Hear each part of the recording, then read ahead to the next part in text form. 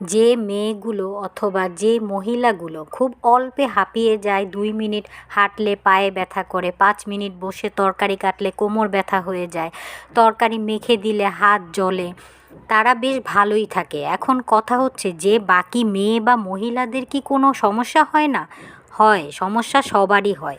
কিন্তু যারা মুখে সবসময় সেই কষ্ট, বিরক্ত, হাঁপিয়ে যাওয়া প্রতিচ্ছবি ফুটিয়ে তুলে ঘোরে অথবা বলে, তাদেরটা সবাই জানে, তাদের সবাই সেভাবেই ট্রিট করে। আরে ও তো পারে না, ওর শরীর একটু দুর্বল।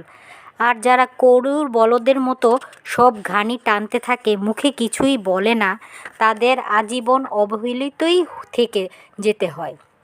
তাদের মাথায় হাত দিয়ে কেউ বলার থাকে না, চলো তো আজ তুমি একটু বসো, আমি চা বানাই, তুমি ছাদে বসে 1 কাপ চা খাও আর ফুল দেখো। কেউ বলার নাই। তারা গরুর বলদের মতো শুধু খেটেই যায় আজীবন।